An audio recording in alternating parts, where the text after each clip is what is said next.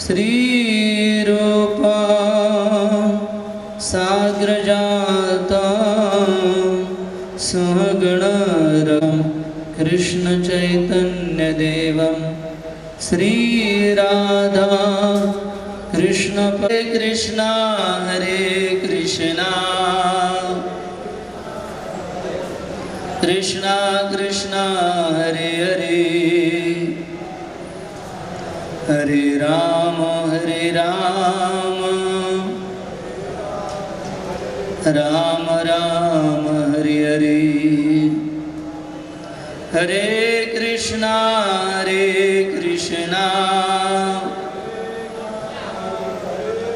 कृष्णा कृष्णा हरे हरे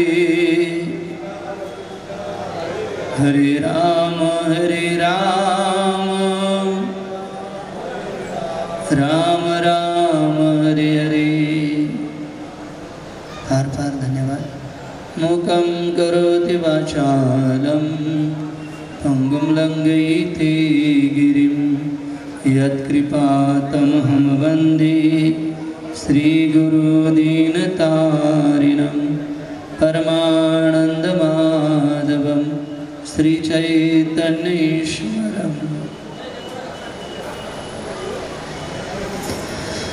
हरे कृष्णा।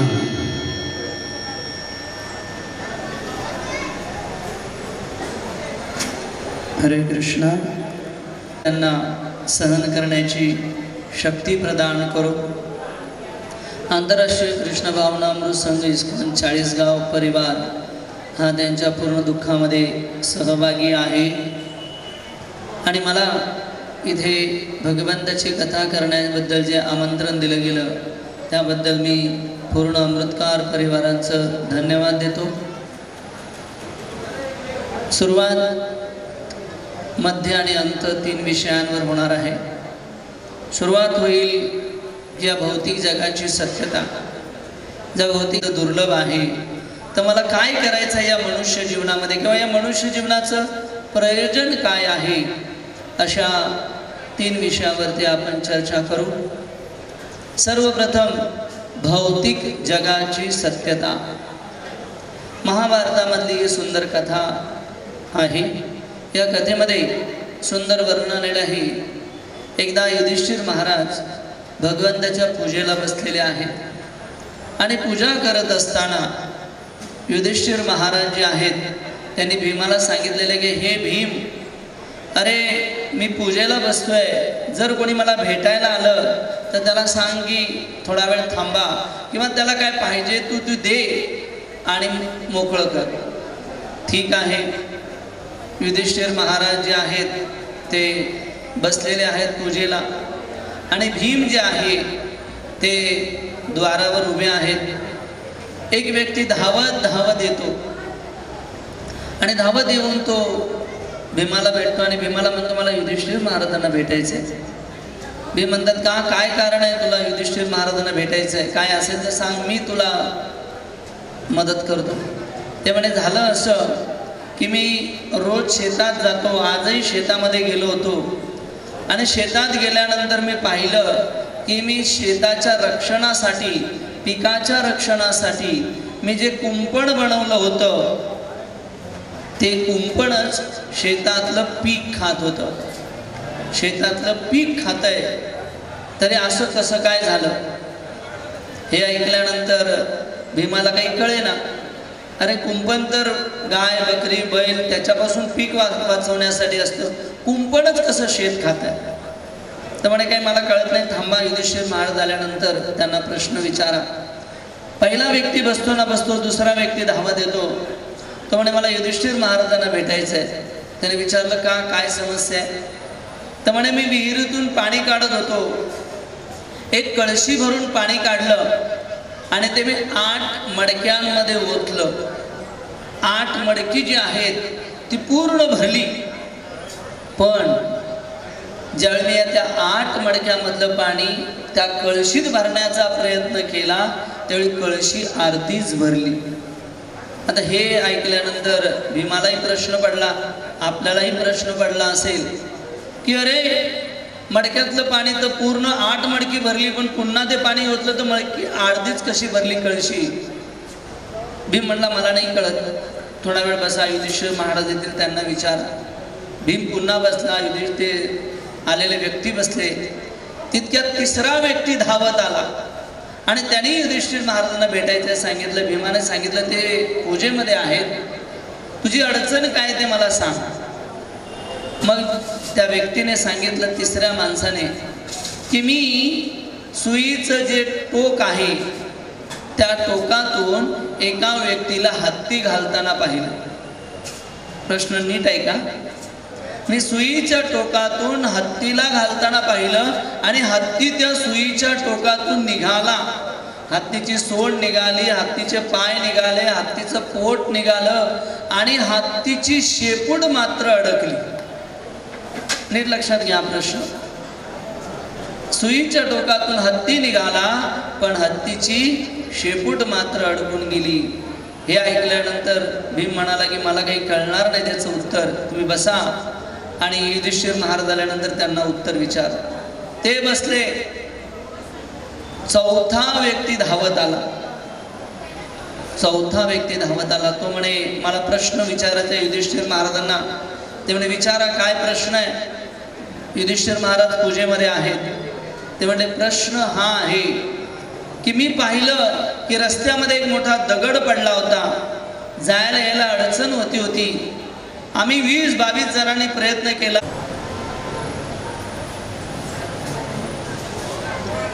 आम्ही घरा फिरवून फेकून दिला.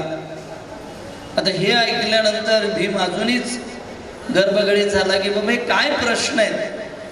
इकडे युधिष्ठिर महाराज देवपूजा आटपून आले आणि युधिष्ठिर महाराजांना भीमाने सांगितलं की या लोकांचे चित्र विचित्र प्रश्न आहेत, कृपया आपण त्याची उत्तरं द्यावीत. आणि मग प्रत्येकाने आपापला प्रश्न सांगायला सुरुवात केली. जर प्रत्येकाने प्रश्न ऐकले असतील तर पहिला प्रश्न काय होता कोण सांगेल? पहिला प्रश्न होता की शेताचं कुंपण जे आहे ते काय खात होतं? शेत खात होतं. याचा अर्थ काय? त्यावेळी युधिष्ठिर महाराजांनी सांगितलं की कलियुगाची ही भयानक परिस्थिती आहे. कलियुगामध्ये जे समाजाचे रक्षण करता असतील ते समाजाचे भक्षण करता होतील. मग ते कुठलंही क्षेत्र असो, राजकारण असो, शिक्षण क्षेत्र असो, मेडिकल क्षेत्र असो किंवा कुठल्याही क्षेत्रामध्ये जे समाजाचे रक्षण करता आहेत ते समाजाचे भक्षण करता होऊन जातील. ते समाजाचं काय करतील? शोषण केल्याशिवाय राहणार नाही. हे युधिष्ठिर महाराजांनी पहिल्या प्रश्नाचं उत्तर दिलेलं आहे. आणि आपण बघतो आज समाजामध्ये सगळ्यात गोंधळ माजण्याचं महत्वाचं कारण जे समाजाचे रक्षण करता आहेत, ज्यांच्यामुळे समाज चाललेला आहे ते समाजाचा भोग करण्याचा प्रयत्न करत आहेत. म्हणून पहिल्या प्रश्नाचं उत्तर युधिष्ठिर महाराजांनी दिलेलं आहे. ही आहे कलियुगाची परिस्थिती. दुसऱ्या प्रश्नामध्ये युधिष्ठिर महाराजांना विचारण्यात आलं की एक कळशी मी विहिरीतून भरून काढली, 8 मडक्यांमध्ये ओतली, 8 मडकी पूर्ण भरली, पण त्या भरलेल्या मडक्याने पुन्हा मी कळशी भरायला गेलो तर कळशी अर्धीच भरली. हा प्रश्न महत्वाचा आहे, सगळ्यांनी कान देऊन ऐका. एका कळशीतलं पाणी 8 कळशींमध्ये ओतलं, मडकी पूर्ण भरली, परंतु त्या 8 मडक्यांना ज्यावेळी एका कळशीमध्ये ओतलं कळशी अर्धीच भरली. त्याचं कारण युधिष्ठिर महाराजांनी सांगितलं, हा कलियुगातला दुसरा अवगुण आहे. एक माता पिता आपल्या 8 मुलांना जन्म देतील, शिक्षण करतील, सांभाळतील, त्यांचे विवाह करतील, त्यांचा संसार लावतील नीट, परंतु 8 मुलं आपल्या एका आई बापाला सांभाळणार नाहीत. हे कलियुगातला दुसरा अवगुण आहे. वृद्धाश्रम वाढायला लागलेले आहेत. प्रगती केलेली आहे आपण, कोण म्हणतं प्रगती केलेली नाही आहे? आहा, वृद्धाश्रम वाढायला लागलेले आहेत, गुन्हेगारी क्षेत्र वाढायला लागलेलं आहे. का? कारण आपण आपल्या संस्कृतीपासून दूर आलेलो आहोत. विसरू नको रे आई बापाला, झिजवली ज्यांनी काया, काया झिजवली तुझ्या शिरावर, धरली फुलाची माया र वेड्या. विसरू नको रे तू आई बापाची माया. एका वृद्धाश्रमामध्ये फिरत होतो. एक वयस्कर दिसले. मॅनेजरला विचारलं, एवढं त्यांचं आता आहेत वृद्धाश्रमात, पण तोड का पडलेलं आहे त्यांचं? मॅनेजरने सांगितलं, त्यांचा मुलगा CA दुबईला आहे, 5 लाख रुपये आमच्या अकाउंटमध्ये जमा केलेले आहेत आणि लिहून पाठवलेले आहे. मला यायला वेळ नसेल, जर वडील अचानक गेले तर अंतिम संस्कार सगळे विधी तुम्हीच आटपून टाका. नाही का? ही कलियुगातली स्थिती वाढत चाललेली आहे. प्रत्येक स्त्रीला वाटतं, इथं बसलेल्या माताजीने ऐकावं नीट, प्रत्येक स्त्रीला वाटतं माझा मुलगा श्रावण बाळ व्हावा. तुम्ही पण ऐका, प्रत्येक वाटतं की नाही स्त्रियांना? आता श्रावण बाळ माहिती असावा, हे दुर्भाग्य आहे आता आमचं, नाही का? प्रत्येक स्त्रीला वाटतं माझा मुलगा श्रावण बाळ व्हावा, परंतु प्रत्येक स्त्रीला हे वाटत नाही की माझा पती श्रावण बाळ व्हावा. आपला प्रति श्रावण बाळ झालेला चालत नाही. दुर्भाग्य आपल्या संस्कृतीचं. आणि जे पेराल तेच उगवणार आहे मायबापानो. हा दुसरा कलियुगातला जो आहे अवगुण आहे, त्या कलियुगामध्ये आपण राहत आहोत. तिसरं, सुईच्या टोकामधून अख्खा हत्ती गेला. सुईच्या टोकातून अख्खा हत्ती गेला, पण त्याचं शेपूट मात्र अडकलं. युधिष्ठिर महाराज हसायला लागले आणि त्यांनी सांगितलं, हे कलियुगातलं तिसरं अवगुण आहे. इंद्रिय तृप्तीसाठी, चांगलं खाण्यासाठी, चांगलं पिण्यासाठी, चांगलं राहण्यासाठी, चांगलं फिरण्यासाठी लोक आतोनात वेळ देतील, लोक आतोनात पैसा खर्च करतील, लोक मेहनत करतील. कशासाठी? चांगलं खाण्यासाठी, चांगलं पिण्यासाठी, चांगलं फिरण्यासाठी, चांगलं जीवन जगण्यासाठी. पण शेपूट कुठे अडकतं? मंदिरात सत्संगाला या म्हटलं तर वेळ नाही. वेळ आहे का? पाहतोय मी आता प्रवचनाला बसलेत, परंतु गप्पा गोष्टी चालू आहेत. हे दुर्भाग्य आहे. शेपूट अडकून चाललेलं आहे. काही कथा महाराज आपले चालू द्या, वेळ झाले की येतील खाली. नाही, हे दुर्भाग्य आहे. इंद्रिय तृप्ती करण्यासाठी अमाप पैसा आहे, पण भक्ती करण्यासाठी वेळ नाही. हे कलियुगामधलं सगळ्यात मोठं दुर्भाग्य आहे. आणि म्हणून हा कलियुगाचं दुर्भाग्य आहे. ही तिसरी गोष्ट. आणि चौथी सगळ्यात महत्त्वाचं आहे की एका रस्त्यामध्ये दगड पडलेला आहे. 20-25 जण धक्का मारतायत, परंतु तो दगड काही हल्ला नाही. एक साधू आले, त्यांनी आपल्या शॉलमधून एक दगड धागा काढला, त्याने त्या दगडाला बांधलं. प्रत्येकाच्या हृदयामध्ये काम, क्रोध, लोभ, मद, मोह, मत्सर आहे. आपण कितीही प्रयत्न करा, अनेक व्रतवैकल्य करा, अत्यंत यात्रा करा किंवा जप करा, तप करा, वेगवेगळ्या देवी देवतांची उपासना करा, हे हृदय शुद्ध होणार नाही. नीट लक्षात घ्या. आपल्या हृदयामध्ये, या रस्त्यामध्ये जो अडलेला दगड आहे, काम, क्रोध, लोभ, मद, मोह, मत्सर, इंद्रिय तृप्ती करण्याची इच्छा, हे किती जरी आपण धक्के मारले, हा नवस केला, तो नवस केला, ही पूजा घातली, ते यज्ञ केलं, सोमवारी हा देव, मंगळवारी तो देव, नाही होणार. कलियुगामध्ये सांगितलेलं आहे केवळ एकच मार्ग, सर्व साधू संतांनी सांगितलेला आहे. मध्ये तुकाराम महाराज असो, AC भक्तिवेदांत स्वामी शील प्रभुपाद असो, दास कबीर असो, कोणीही असो, सगळ्यांनी केवळ कलियुगामध्ये भक्तीचा एकच मार्ग सांगितलेला आहे. कलो तत् हरी कीर्तनात.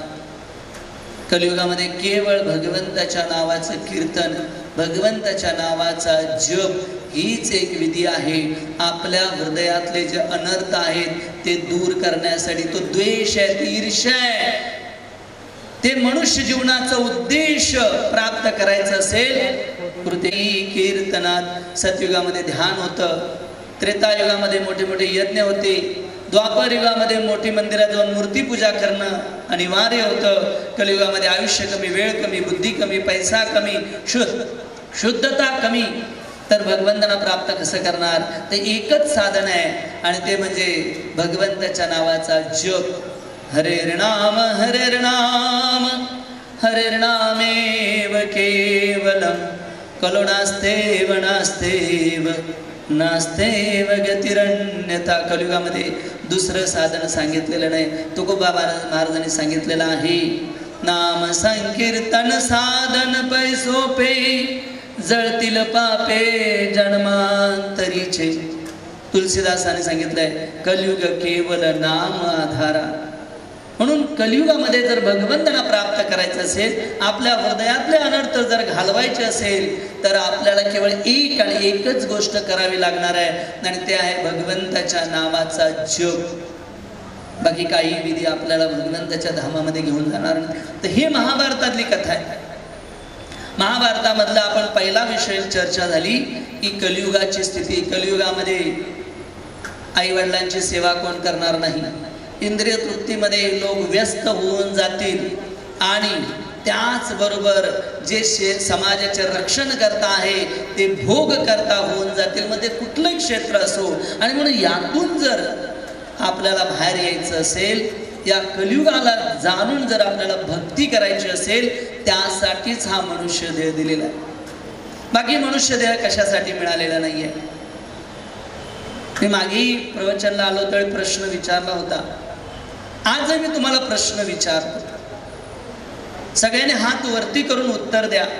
ज्याला ही पुढची 5 मिनिटं कळाली त्याला मनुष्य जीवन कळालं आणि मनुष्य जीवनाचं उद्देश कळालं.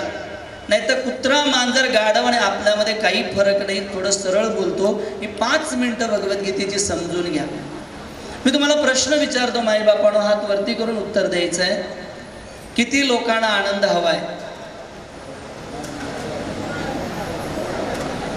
इथं हात वरती नाही दिसत आहे, जरा मागे. हा साहेब, ठीक आहे, हात वरती. सगळ्यांचा हात वरती ते आहे. काहीकांचे तर दोन्ही हात वरती आहेत, ते आम्हाला आनंद हवाय. भगवद्गीता 5 मिनिटात पुढच्या तुम्हाला कळेल काय आहे. मी जर तुम्हाला प्रश्न विचारला, तुम्हाला आनंद हवा आहे का? उत्तर आलं हो, आनंद हवा आहे. याचा अर्थ तुम्ही आनंदी नाही. याचा अर्थ तुम्ही आनंदी नाही असं आहे का? कोण उत्तर देईल? पुढे जाणार नाही मी तोपर्यंत. तुम्ही आनंदी आहात का नाही? सुंदर उत्तर दिलं सोप्या भाषेमध्ये.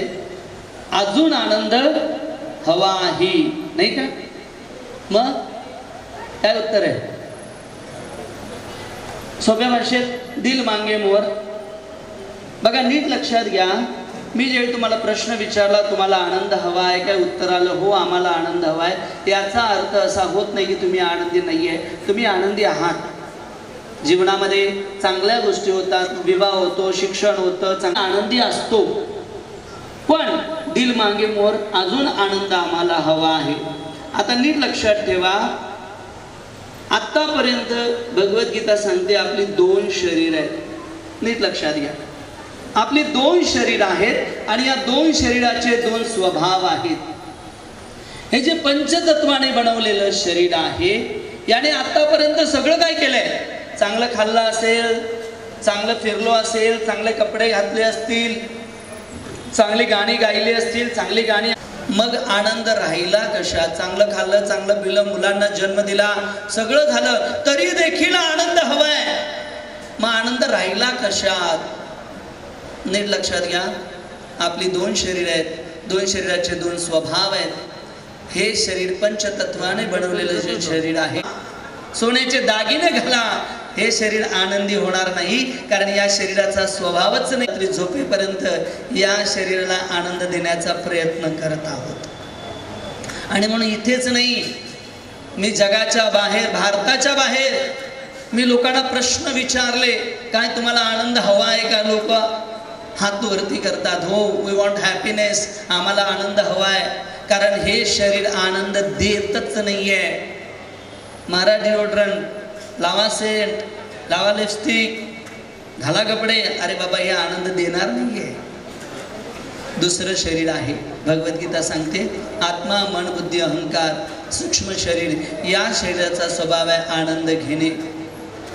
या शरीराचा स्वभाव आहे न मरणे. म्हणून आपल्या कोणालाही मरावं वाटत नाही, पण हे शरीर जाणार आहे एक दिवशी. का?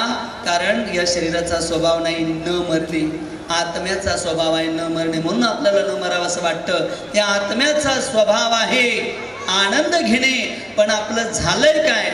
तुकोबारायाने सांगितलं, तुझं आहे तुझ पाशी परी जागा चुकलाशी. आनंद तुझ्या जवळच आहे, परंतु तू फक्त चुकलेला आहेस. या शरीराच्या मागे आनंद भोगण्याचा प्रयत्न करत आहात. छोटंसं उदाहरण स्वामी प्रभुपाद, ज्यांनी या गीता भागवताचा पूर्ण जगामध्ये प्रचार केला. जगामध्ये 700 मंदिर आहेत आज जी गीता आणि भागवताचा प्रचार करतात. अमेरिका, रशिया, जर्मनीमध्ये लोक साडी आणि तिलक लावून, धोती कुर्ता घालून कृष्ण भक्तीचा प्रचार करतायत. ते प्रभुपादांनी केलं. त्या प्रभुपादांनी एक सुंदर गोष्ट सांगितली. प्रभुपाद म्हणाले, एक वयस्कर स्त्री होती, बाजारात गेली, एक सोन्याचा पिंजरा घेऊन आली आणि त्या पिंजऱ्यामध्ये एक छोटासा पोपट ठेवला. सकाळी उठायची, पिंजरा साफ करायची. 2 दिवस झाले, 3 दिवस झाले, रोज सकाळ संध्याकाळ पिंजरा साफ करायची. 4थ्या दिवशी तिने पाहिलं, पोपट जो होता तो मेला होता. अरे 4 दिवस पिंजरा साफ करते, पोपट मेला कसा? काय झालं? नुसती पिंजरा साफ करत होती, पोपटाला खायला द्यायला विसरली. आमचं जीवन तसंच आहे. आम्ही केवळ हा पिंजरा साफ करतोय, हाडा मासाचा पिंजरा, आणि आतल्या पोपटाला, आत्म्याला आम्ही खायला द्यायला विसरलेलो आहोत. तू लाख हिफाजत करले, तो लाख करे रखवाली. तू लाख हिफाजत करले, तो लाख करे रखवाली. उड़ जाएगा एक दिन पंछी, रहेगा पिंजरा खाली. उड़ जाएगा एक दिन पंछी, रहेगा पिंजरा खाली. आणि हा जो पिंजरा आहे याला आम्ही सजवण्यामागे लागलो. म्हणून हात उचलला त्यावेळी आनंद हवा आहे. आनंद तुमच्या जवळच आहे, फक्त जागा बदलायची आहे. दुसरा विषय संपला. प्रवचनाच्या अंतिम टप्प्यामध्ये तिसरा विषय. पहिला विषय कलियुगाची सत्यता. कलियुग हे दुःखालय शाश्वतमय. या कलियुगामध्ये दुःख तोंडात आहे. संसार दुःख मूळ चोहूकडे इंगळ. भगवंतांनी जेवढ्या या भौतिक जगाला बनवलेलं स्टॅम्प मारलेला आहे, हे भौतिक जगत दुःखालय आहे. नीट लक्षात घ्या. पहिला विषय. दुसरा विषय, मनुष्य जीवन अत्यंत दुर्लभ आहे आणि या मनुष्य जीवनाचा उद्देश केवळ भगवंतांना प्राप्त करणे आहे. दुर्लभ मानुष देहे, देहिनाम क्षणभंगुरा. स्तत्रार्पिता मंडी वैकुंठ प्रियदर्शनम. याआधी कधी मिळाला नव्हता हा देह आणि यानंतर कधी मिळेल माहिती नाहीये. अहो दुर्लभ आहे मनुष्य देह. बुद्धी भगवंताने दिलेली आहे, प्रगत बुद्धी दिलेली आहे. मांजराला, कुत्र्याला, पक्ष्यांना सगळ्यांना बुद्धी आहे, पण मनुष्याला प्रगत बुद्धी दिलेली आहे. या प्रगत बुद्धीचा उपयोग हे मनुष्य जीवनाचा उद्देश आहे. पैसे कमवणं मनुष्य जीवनाचा उद्देश नाही. मुलांना जन्म देणे उद्देश कर्तव्य आणि उद्देश याच्यामध्ये फरक आहे. कर्तव्य तुम्ही ग्रस्त आश्रमामध्ये केलं पाहिजे, परंतु तेच जीवन आहे हे नाहीये. उद्देश वेगळा आहे. आहार निद्रा भयमैथुनम च सामान्य एतात पशुभी समान. धर्मे हितेषु अधिको विशेषो धर्मे नहीं न पशुभी समान. तर केवळ खाणं पिणं मुलांना जन्म देणं हो प्राणीही करतात। मग मनुष्य जीवनाचा उद्देश काय? मनुष्य जीवनाचा उद्देश आहे कामस्य नेंद्रियन प्रीती लाभो जीवति यावत जीवस्य तत्व जिज्ञासा नाथर्तयो कर्म भी। मनुष्य जीवनाचा उद्देश केवळ खाणं पिणं मुलांना जन्म देणं घर बंगला गाडी हे नाहीये। धर्मे हितेषु अधिक विशेषो। धर्म काय आहे? मृत्यूच्या वेळी मला भगवंताचं स्मरण होईल का? मला मनुष्य जीवनानंतर पुढचा देह कोणता आहे हे जाणण्यासाठी भगवंताने हा देह दिलेला आहे। बाकी या देहाचं काही प्रयोजन नाहीये। नीट लक्षात घ्या, ज्यावेळी स्त्रीला मूल होतं, नीट लक्षात घ्या, ज्यावेळी स्त्रीला मूल होतं त्यावेळी तिला दूध येतं, त्याच्या आधी दूध येत नाही। त्या भगवंताने सगळं प्रयोजन करून पाठवलेलं आहे। त्या मुलाला कसं दूध प्यायचं ही अक्कल दिली कोणी?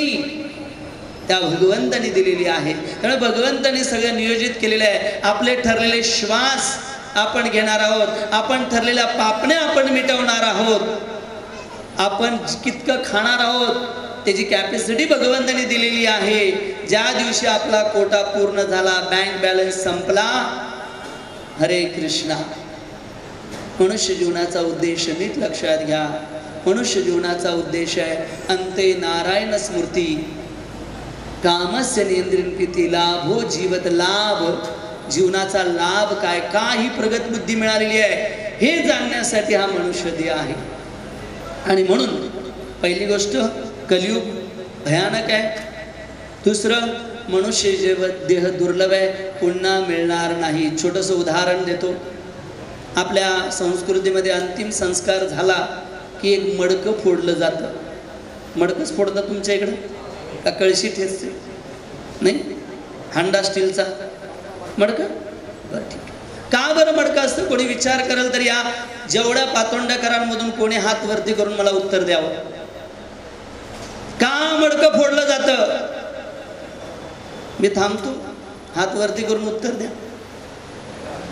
नाही, नीट लक्षात घ्या, समजा।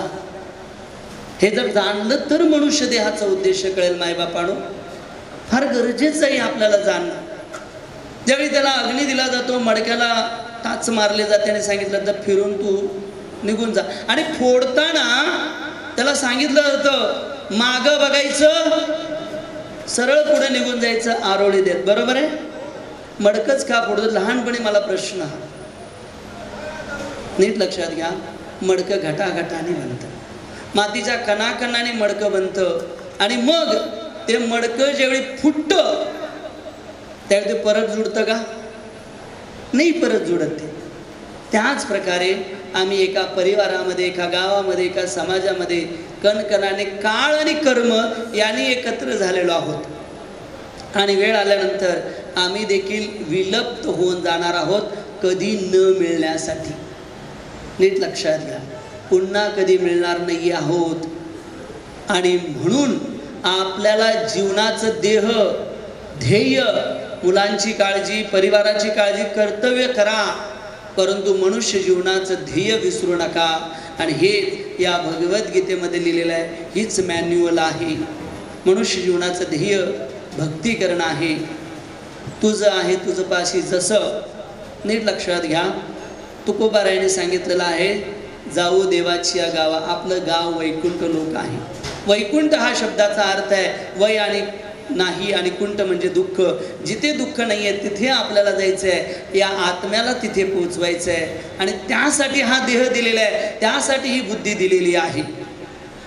आजच्या दिवसानंतर मला वाटतं 13वा झाल्यानंतर आत्मा पुढच्या प्रवासाला निघेल। ब्राह्मणाद्वारे वाहक नावाचं शरीर मंत्र आणि जलाद्वारे त्यांना प्राप्त होईल आणि आत्मा पुढच्या गतीला लागेल, परत न कधी मिळण्यासाठी।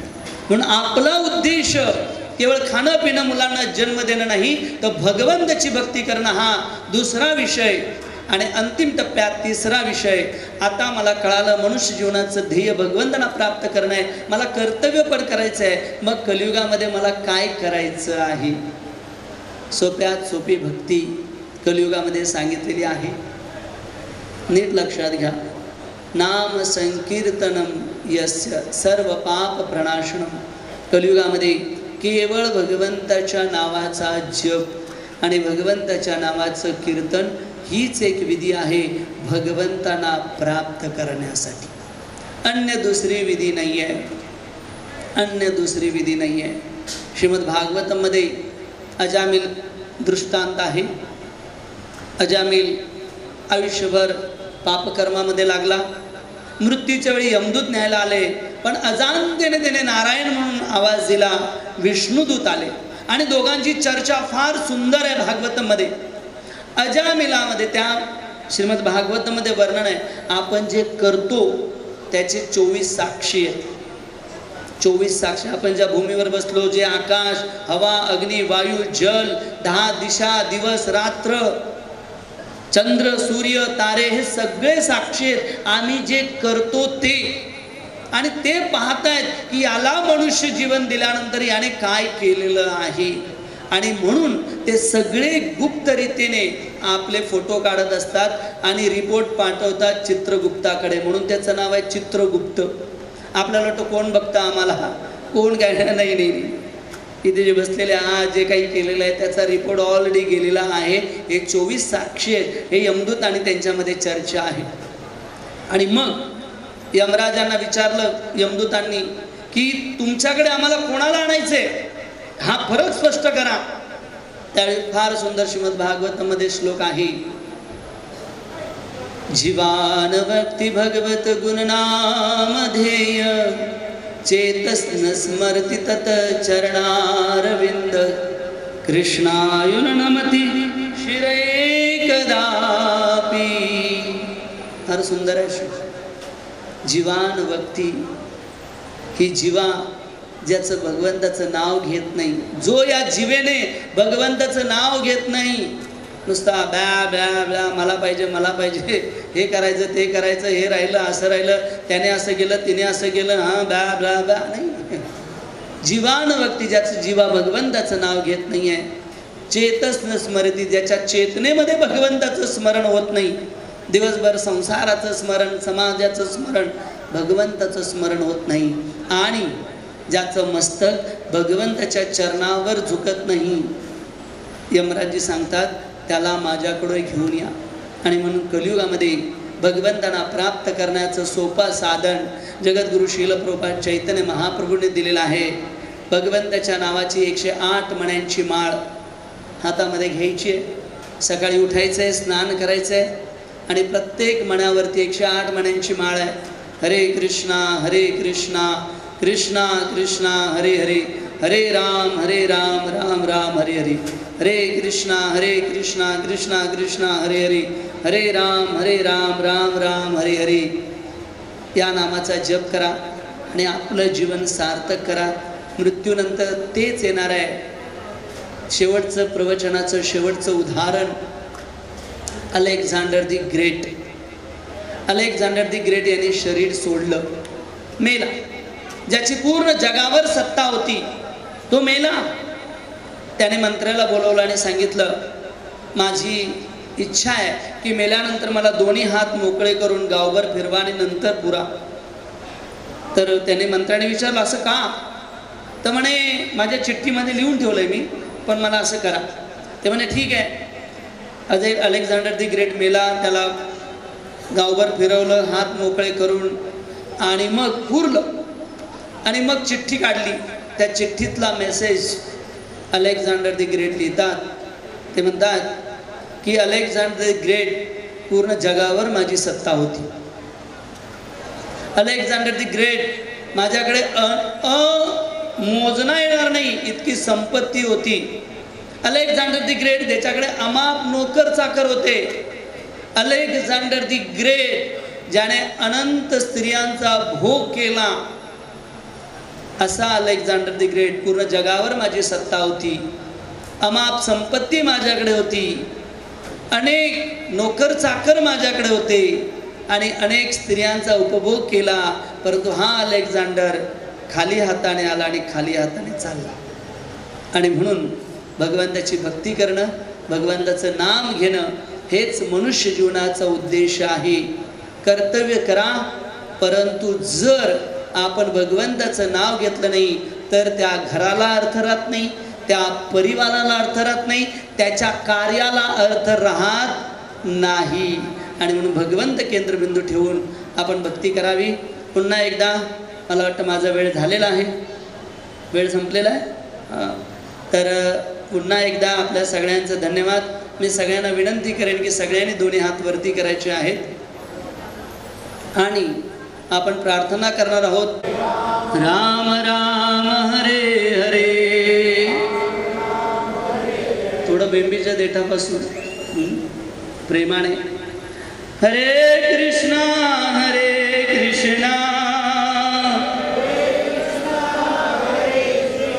कृष्णा कृष्णा हरे हरे, हरे राम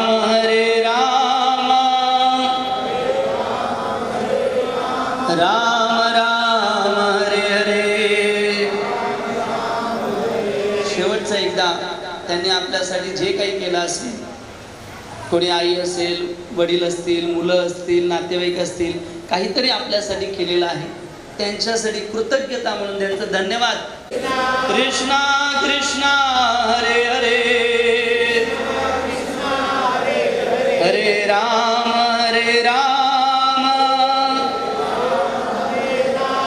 राम राम हरे हरे.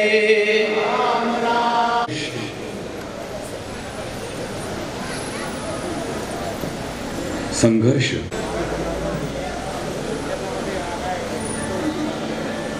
संघर्ष 3 अक्षरी शब्द. संघर्ष शब्दाला महत्त्व नाही, तर संघर्ष करणाऱ्याला महत्त्व आहे. संघर्षाशिवाय माणूस मोठा होत नाही, संघर्षाशिवाय काही नवे निर्माण होत नाही. जोपर्यंत छन्नीचे घाव घेत नाही तोपर्यंत दगड सुद्धा देव बनत नाही. भगवान श्रीकृष्णाने म्हटलेच आहे, जीवन एक संघर्ष आहे. ही एक जो मागे वळतो तो तेथेच राहतो. असाच एक संघर्ष योद्धा अर्थात नाना तथा कैलासवासी प्रकाश दशरथ अमृतकर. नानांचा 10 जुलै 1952 रोजी कैलासवासी श्रीमंत दशरथ तानीराम शेठ अमृतकर व कैलासवासी सिंधुबाई दशरथ अमृतकर या दाम्पत्याच्या पोटी झाला. नानांचे पूर्वज म्हणजे पातोंडा आणि संपूर्ण पंचक्रोशीत नावाजलेलं एक सुसंस्कारी व गर्भश्रीमंत कुटुंब. नानांचे पणजोबा कैलासवासी श्रीमंत बाळा लुकुरशेठ अमृतकर, आजोबा कैलासवासी श्रीमंत तानीराम बाळाशेठ अमृतकर. नानांच्या शेती करण्याच्या पद्धतीबद्दल जवळपासच्या शेतकऱ्यांना कमालीची कुतूहल असे. नाना पण त्यांना तेवढेच आनंदाने मार्गदर्शन करत. आपल्या हिरव्यागार डोलणाऱ्या पिकांचे हिंदोळे बघताना नानांच्या आनंदाला पारावार राहत नसे. केवळ पारंपरिक शेतीवर अवलंबून न राहता नानांनी अद्ययावत तंत्रज्ञानाचा वापर करत प्रगत शेती केली. त्यामुळेच त्यांच्या शेती उत्पन्नात भरपूर वाढ झाली. नानांच्या आयुष्यात संघर्षही तेवढाच आला. नानांचे वडील हयात असतानाच चाळीसगाव येथील नेताजी चौकातील घर काही आर्थिक अडचणींमुळे विकले गेले होते. नेताजी चौकात घर घेतले आणि खऱ्या अर्थाने पुत्र कर्तव्य निभावले. एवढ्यावरच न थांबता नानांच्या मदतीने त्या जुन्या घराचा कायापालट करून त्याचे एका सुंदर सोयींनी युक्त अशा दुमजली वास्तूत रूपांतरण केले. आपल्या वडिलांची वडिलोपार्जित वास्तू परत मिळवून देणे यासारखा दुसरा आनंद तो काय. नानांच्या डोळ्यात त्यावेळी आनंदाश्रू तरळत होते. आपल्या मुलांनी नानांना दिलेली ही जगातील सगळ्यात अनमोल भेट होती. या वास्तूचे नामकरण केले सिंधू वैभव. सिंधू अर्थात नानांच्या मातोश्रींचे नाव. त्यांचे वैभव परत आले म्हणून सिंधू वैभव. अशी वास्तू मी बांधेन की नाही किंवा तिचा उपभोग घेईल की नाही हा विचार करणारे नाना आज मात्र त्या वास्तूत रममाण होत जीवनाचा आनंद घेत होते. सगळं कसं स्वप्नवत. ते या वास्तूत अगदी आनंदात राहत होते आणि आपल्या दोन्ही मुलांबद्दल ते अतिशय आनंदी आणि समाधानी होते. आलेल्या प्रत्येकाजवळ आपल्या मुलांविषयी अगदी भरभरून बोलत सोपवत आपण एक चांगली पिढी निर्माण केल्याचा आनंद त्यांच्या चेहऱ्यावर ओसंडून वाहत होता. एकीकडे हा आनंद असताना श्री नाना व सौ आशाताईंना आपले सुपुत्र राहुल व सुनबाई स्वाती यांना लग्नानंतर बरेच वर्ष होऊनही संतती नसल्याची काळजी त्यांच्या मनाला सतावीत होती. नाना अक्षरशः पत्नी आशाताई व आपल्या बहिणीजवळ रडून आपले दुःख व्यक्त करत. त्यासाठी त्यांच्याजवळ एक कल्पना होती जी सत्यात उतरण्यासाठी ते चातकाप्रमाणे वाट बघत होते.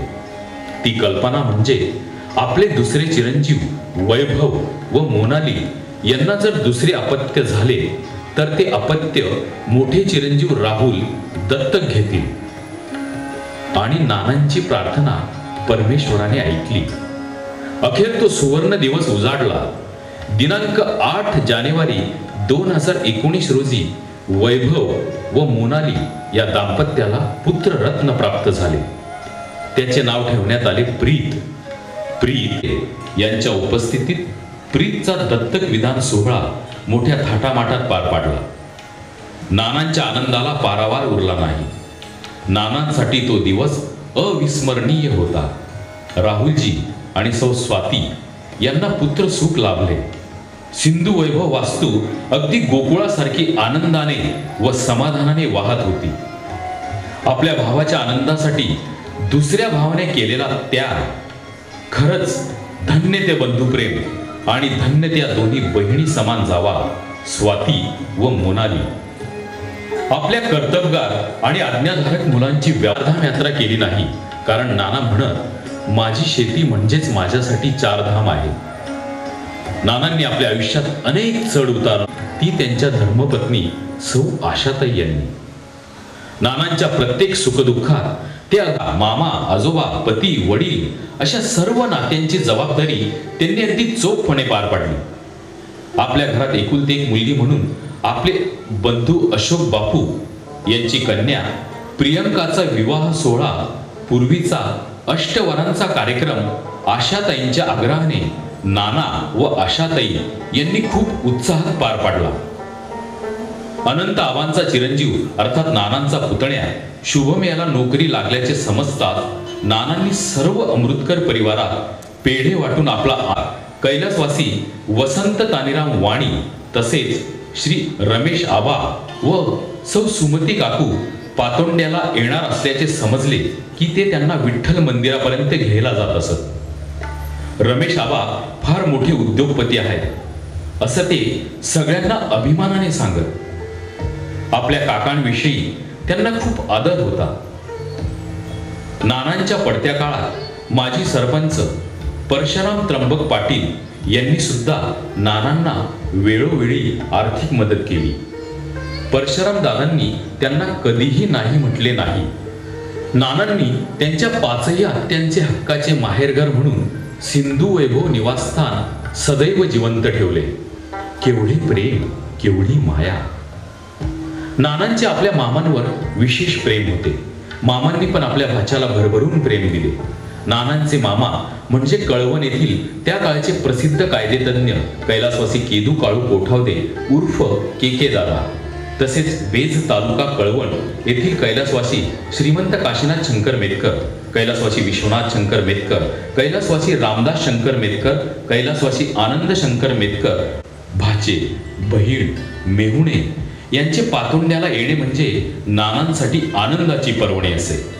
सगळ्यांना ते आपल्या शेतावर अर्थात सिंधू वैभव फार्म हाऊसवर नेत असत आणि फेरफटका मारत शेतीची संपूर्ण माहिती देत आणि तेथे वनभोजनाचा आनंद घेत. सगळे नाना आजोबांच्या सहवासात प्रेमाने प्रेम आणि जिव्हाळ्यामुळे सिंधू वैभव वास्तू सदैव बहीण भाचे पुतणे काका मुलगी जावई नात नातू आप्तेष्ट मित्रपरिवार सामाजिक राजकीय शैक्षणिक क्षेत्रातील मंडळी व्यापारी वर्ग यांच्या उपस्थितीने भरलेली असे. नानांच्या कष्टाने बहरलेली हिरवीगार शेती बघण्यासाठी अनेक बीज उत्पादक कंपन्या नानांच्या शेतात कृषी मेळावे तसेच प्रात्यक्षिके आयोजित करीत असत. त्यासाठी नानांवर प्रेम करणारे अनेक मान्यवर नानांच्या कष्टाची दखल घेत कृषी कंपन्यांमार्फत नानांचा सत्कार होत असे. सगळ्या परिस्थितींची दोन हात करणारा हा संघर्ष योद्धा, पण या योद्ध्याने कधी कुठे हार मानली नाही. कारण या योद्ध्याचे पाय आपल्या काळ्या आईच्या कुशीत घट्ट रोवून होते.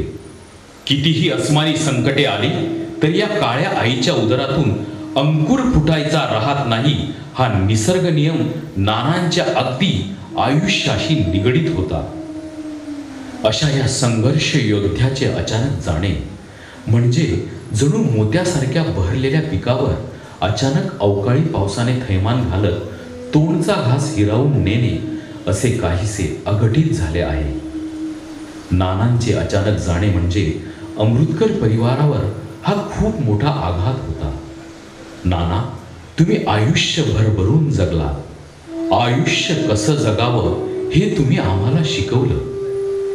परंतु खात्री आहे तुम्ही जिथे कुठे असाल तिथून आम्हाला सदैव आशीर्वाद देत राहाल. नाना, आम्ही तुमच्या प्रकाश वाटांवर पाय ठेवतच आमचा पुढील प्रवास चालू ठेवू हे मात्र नक्की. हे प्रकाश पर्व असंच अखंड निरंतर चालू राहील. काट्यावरून जाता मागे न पाय घेऊ, हसऱ्या कळ्या फुलांची स्वप्ने विणून घेऊ. ओसाड माळ. नाना, आपणास भावपूर्ण श्रद्धांजली.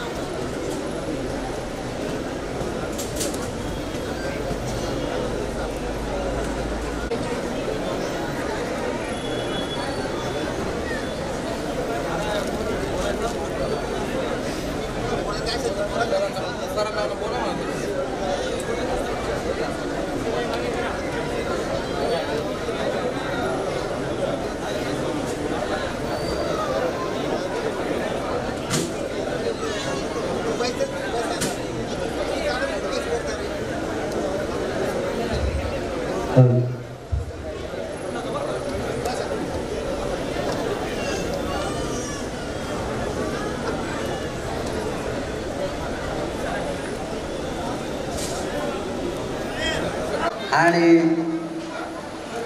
ध्वनी प्रक्षेपणातून जे मनोगत आपल्यापुढे मांडलं गेलं याची माहिती आपण शांत चित्ताने घेतली. आता शोकाकुल अमृतकार परिवार, स्वर्गीय नानासाहेब प्रकाश नाना यांच्या उत्तर कार्याच्या निमित्तानं आज आपण इथे एकत्र जमलो आहोत. त्यांच्या प्रेमानं सारे आप्तेष्ट, प्रेमीजन, ग्रामस्थ येथे मोठ्या संख्येने उपस्थित झालेले आहेत.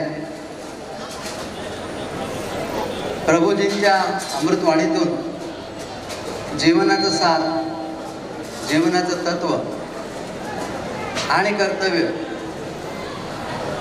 याची माहिती आपल्याला प्रभूजींनी अतिशय सुंदर शब्दात सांगितली आहे. आणि शेवटी जाता जाता आयुष्याचं महत्त्व आणि आपल्याला परमेश्वरानं दिलेला वेळ, कारण जो आला आहे तो मृत्यूची खूणगाठ घेऊन आलेला आहे. आपल्याला माहीत आहे एक दिवस आपल्याला हे जग सोडायचं आहे, परंतु तारीख मात्र निश्चित नाही. त्यामुळे माणूस धावत असतो, जीवनात धावत असतो आणि यश आणि सुखाच्या वाटेवर कुठेतरी सविस्तर अशी माहिती आपणा सर्वांना मिळालेली आहे. पुन्हा शब्दांची पुनरावृत्ती न करता आपणा सर्वांच्या भावना शब्दात गुंफूया. यासाठी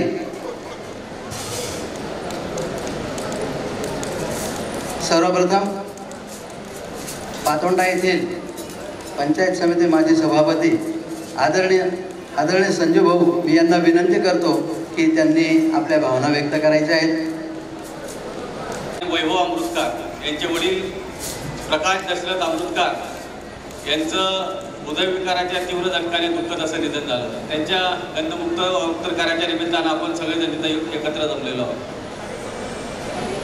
नाना म्हटलं की खऱ्या अर्थानं आमच्या गावाचं वैभव होतं. एक कष्टाळू व्यक्तिमत्व की ज्या व्यक्तिमत्वाने खऱ्या अर्थानं आपल्या शेती आईची काळ्या आईची चांगल्या पद्धतीने सेवा करून आपल्या दोघंही मुलांवरती चांगले संस्कार केले. आपण सगळ्यांनी जी डॉक्युमेंटरी पाहिली आता, त्याच्यावरून आपल्याला सगळ्यांना लक्षात आलं असेल की जवळजवळ 15 ते 20 मिनिटाची डॉक्युमेंटरी होती आणि आपण टाचणीपर्यंत आवाज देईल अशा पद्धतीने राहुल आणि वैभव यांनी ही डॉक्युमेंटरी तयार केली होती. आपण सगळेजण कुटुंब वत्सल आहोत.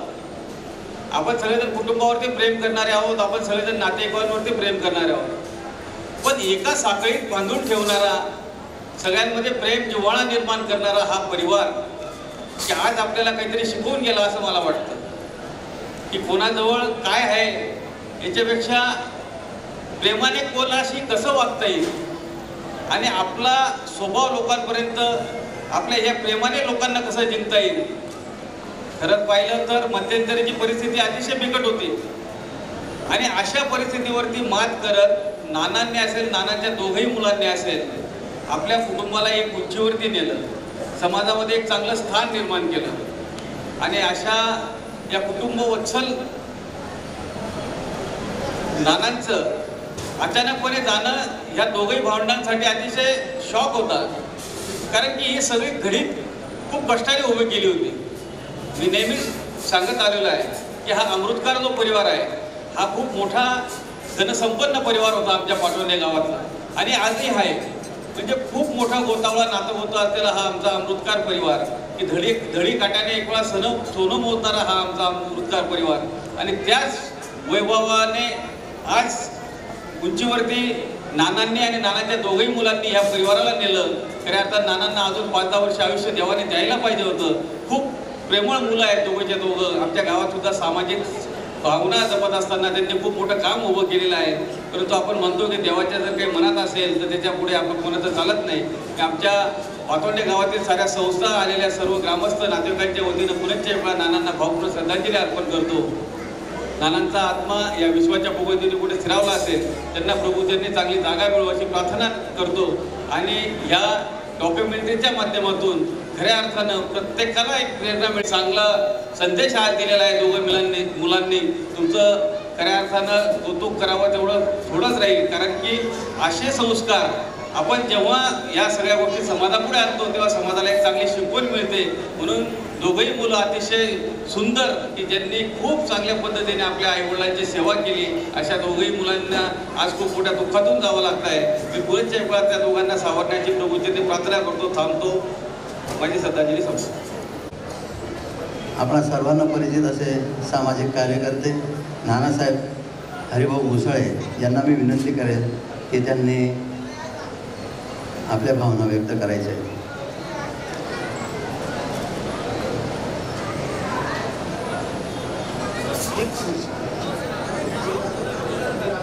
समाजापुढे ठेवणे इतकं सोपं नाही. म्हणून मी त्या सुपुत्रांना सांगेन, धन्य ते माता पिता ज्यांनी निर्मिले से सुद्धा, धन्य ते गुरुजन ज्यांनी विद्या केली पितानं, त्यांचे मी मनापासून आभार माने. मी माझा स्वतःचा अनुभव सांगतो. अमृतकर परिवार म्हणजे संस्काराची श्रीमंती असलेला परिवार आहे. गेल्या 68 वर्षापूर्वी या 40गाव शहरामध्ये गुळ विकायला येत होतो. त्या ओळाचे भाव होते 4 आणे शेअर 6 आणे शेअर. बाळकृष्ण शंकराणी कंपनी या नावाचं दुकान होतं. तिथे समाजाचे काही मंडळी बैठकी होत होती. मोतीराम कळ गोंडगावकर, गोविंदाप्पा गुडेकर, तानीराम बाळा. आप्पांनी एक वेळा माझं भाषण तिथं बोलणं ऐकलं आणि सांगितलं, म्हणाले आपल्याला पातोंड्याला जायचं आहे. म्हटलं बघा बरं, बाळ माझ्यासोबत चल म्हणे. मला बैलगाड्याने पातोंड्याला आणलं, पुरणपोळीचं जेवण दिलं. ते आज बघितलं घरचं जगत तेव्हा नव्हतं. कोट्याचं घर होतं, ओझरी होती, मध्ये चौक होता, अशी संस्कृती होती. त्याच बैलगाड्याने मला त्यांनी परत पाठवलं. येथे तिचा फारसा वेळ घेणार नाही, पण सभागृहाला सांगितलं पाहिजे. प्रवचनकर्त्यानेच मला अनेक उदाहरणं दिली. त्याचं उत्तर मात्र कोणी देईल असं मला वाटत नाही. त्यात उदाहरणं मात्र मी नक्कीच देईन. मान्यवरांनो, मी दोघं बाजूने बोलतोय. या हातानं श्रीराम ही नावं 1,08,000 नावं कागदावर लिहिली. 166 खंडाची तयार केली. श्रीराम नावाचा 3,40,00,000 जप केला. त्याचं टिपण केलं.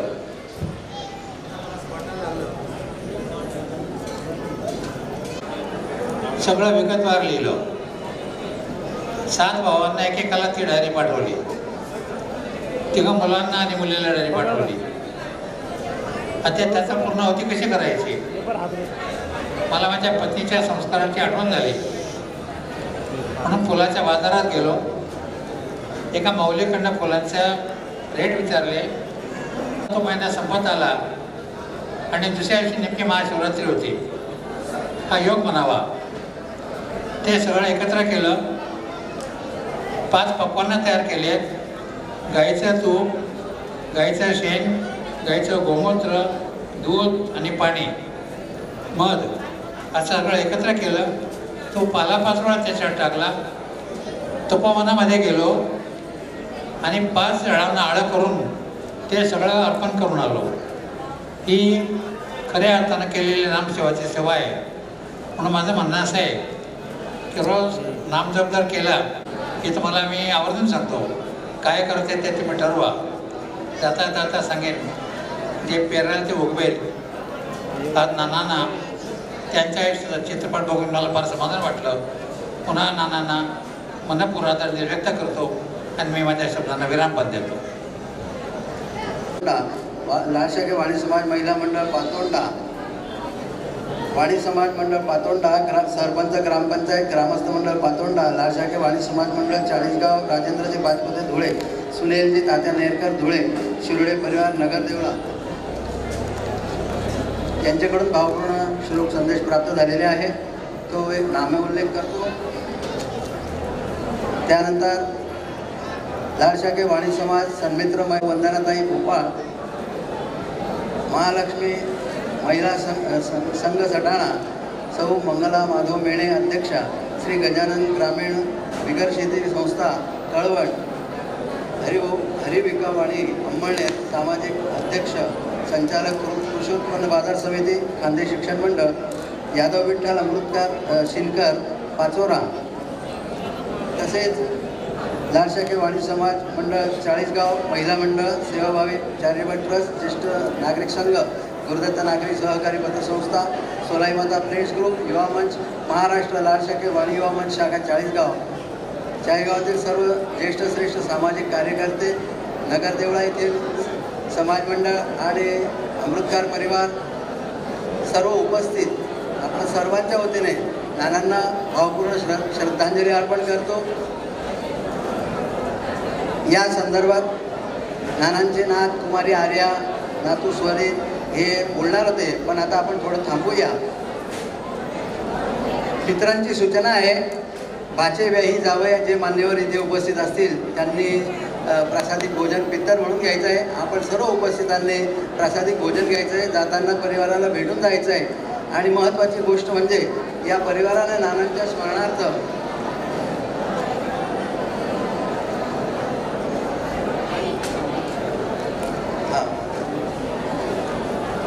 चाळीसगाव लाडशाखी वाणी समाज मंडळ आणि पातोंडा इथे प्रत्येकी 5100 रुपये आणि जोगेश्वरी माता ट्रस्ट यांना 1100 रुपयाची देणगी जाहीर केली आहे. संस्थाच्या वतीने त्यांना धन्यवाद देतो. आपण सर्वांना विनंती करतो, आपण आपल्या जागी सामुदायिक श्रद्धांजलीसाठी शांततेने उभं राहायचं आहे. 2 मिनिटं.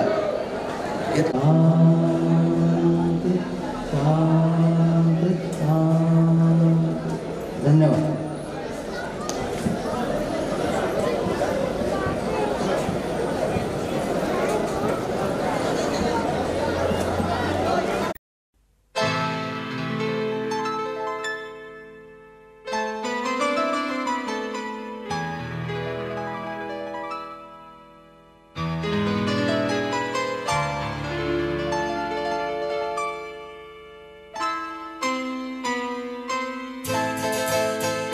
ये तो सच है कि भगवान है मगर फिर भी अनजान है.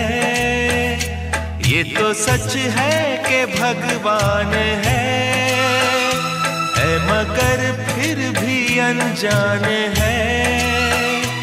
धरती पे रूप माँ बाप का उस विधाता की पहचान है. ये तो सच है कि भगवान है.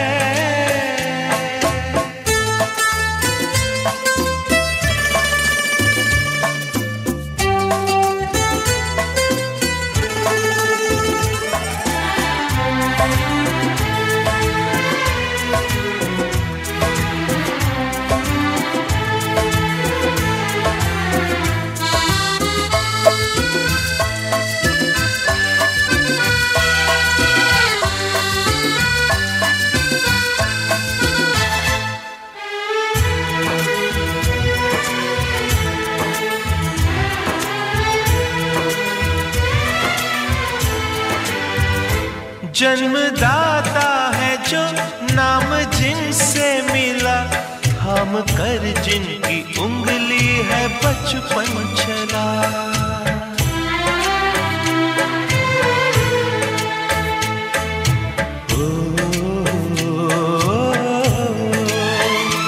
कांधे पर बैठ के जिनके देखा जहां, ज्ञान जिनसे मिला, क्या बुरा क्या भला.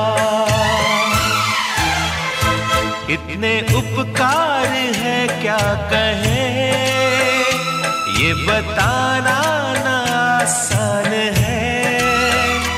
धरती पे रूप माँ बाप का उस विधाता की पहचान है. ये तो सच है कि भगवान है.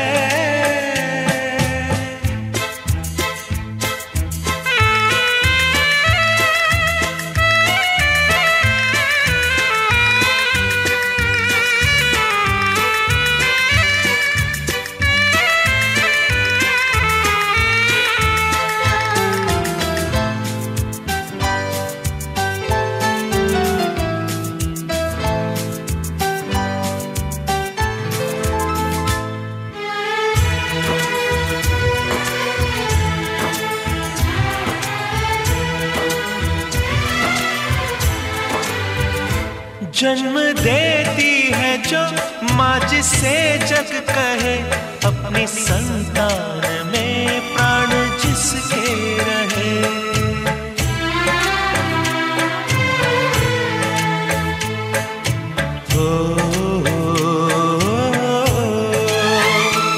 लोरियां होठों पर सपने बुनती नजर, नींद जो वार दे हंस के हर दुख सहे.